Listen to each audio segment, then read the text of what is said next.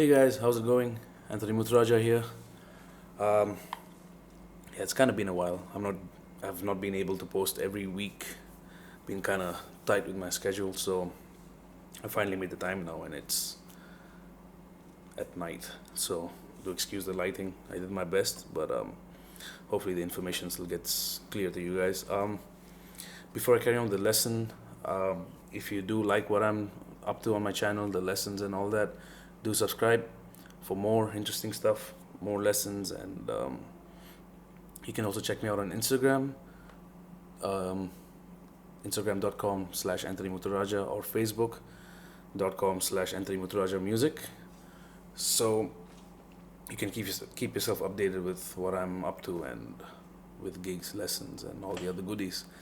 All right, so carrying on. This particular lesson's about right hand technique. I opened the lesson with, I don't know what was that, just typical random doodling, just trying to vary right hand technique. So, I get asked plenty about right hand technique or even left hand technique, which probably will be the next lesson.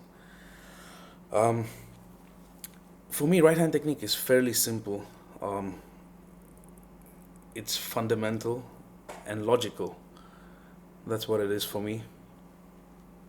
So I'm going to talk about how I vary my right hand technique and what kind of an approach I have in general, and how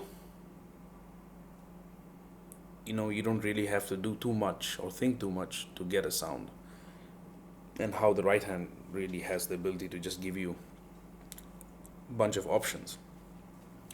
All right, so first off, there's only two things you need to remember. It's just like a drummer. A drummer fundamentally has only two kinds of strokes: a single, right, left, right, left. In our case, is these two fingers,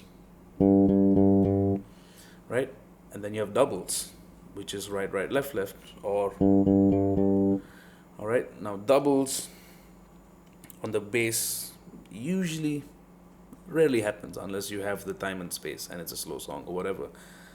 Or sometimes, you just use one finger if you're walking or you're playing like a ballad or like a reggae kind of groove. But otherwise, two fingers is pretty fundamental. And so, to start off with, one of the most important exercises I learned was to practice scales, but with different finger groupings on the left hand, which means your right hand has to alternate in a different way. If I play a C major scale but two notes to begin with,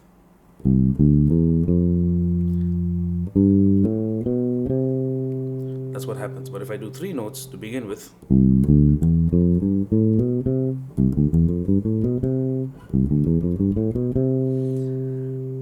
so you need to get used to playing different groupings on each string with alternate picking.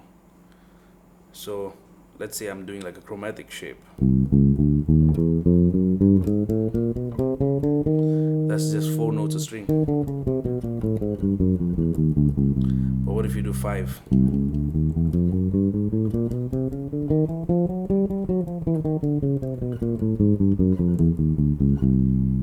Right? It starts to change up a little bit.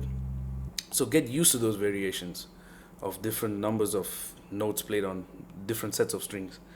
Right? Now, so alternate picking. And when I'm coming back down, I rake.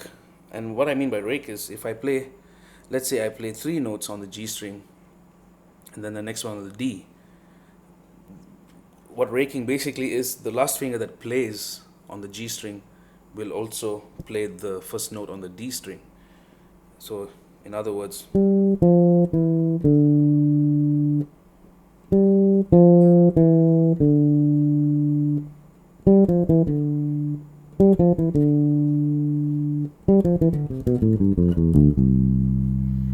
but you can also alternate pick that.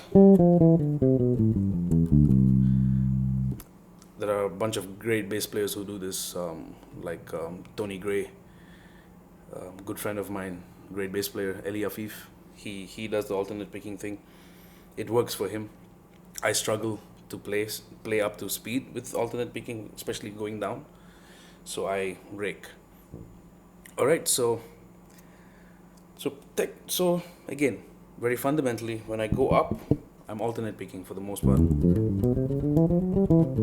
And the minute I start to descend down the strings, the raking comes into action.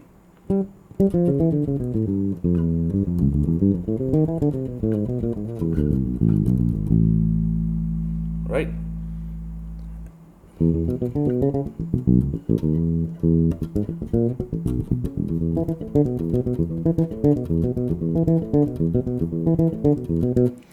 Right, so that's as far as the picking goes. Now,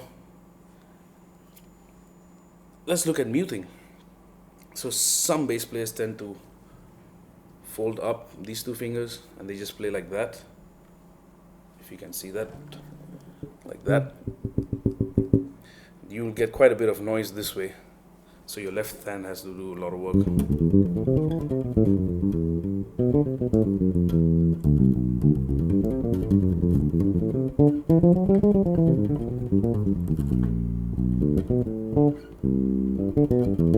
Right, but for me, I don't stick just to that because it starts to cramp up, especially because of the pinky. The pinky is the most annoying finger in the right hand, or the left hand too, actually.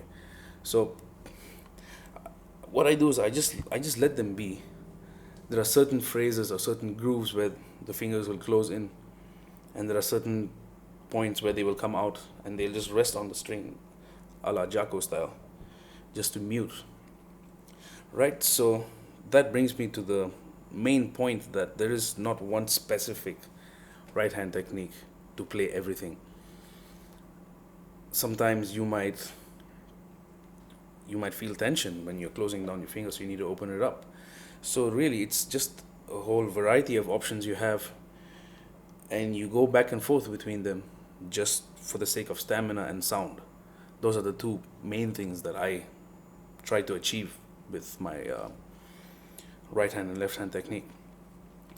All right, so that's pretty much fundamentally it. Now the next thing is my thumb, how I use the thumb. Now I use the thumb mostly in the context of palm muting.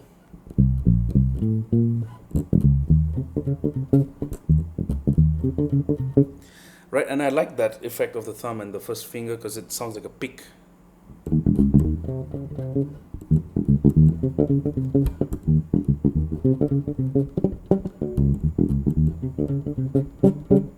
Right?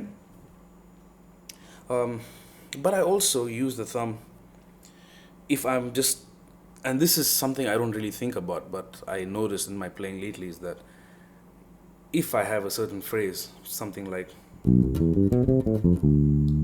sometimes I start with the thumb just to give it a little warmth. Or if I'm playing a bass line, like say Superstition,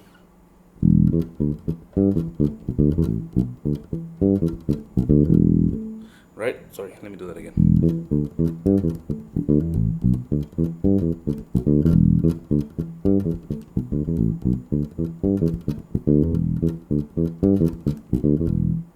Right? So I kind of, instead of using just these two fingers, sometimes the thumb gives a different dynamic, so I use that.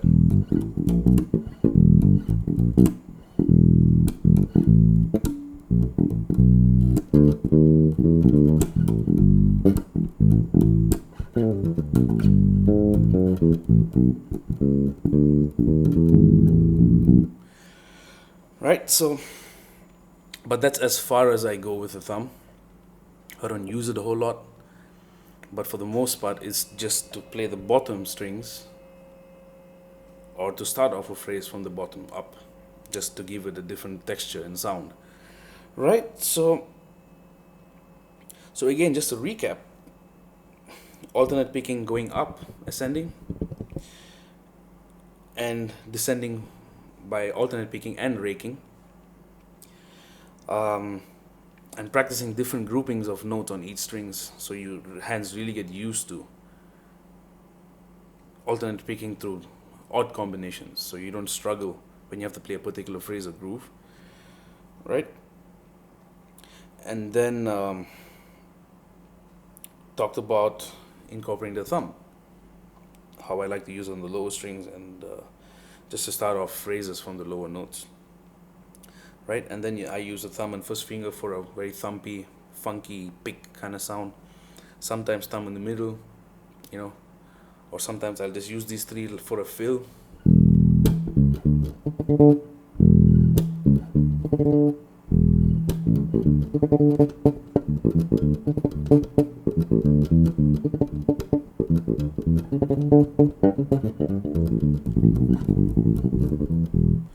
You know, but most importantly is just trying to keep everything in context and to make everything musical. So that's the ultimate goal, right? Again, this is what works for me.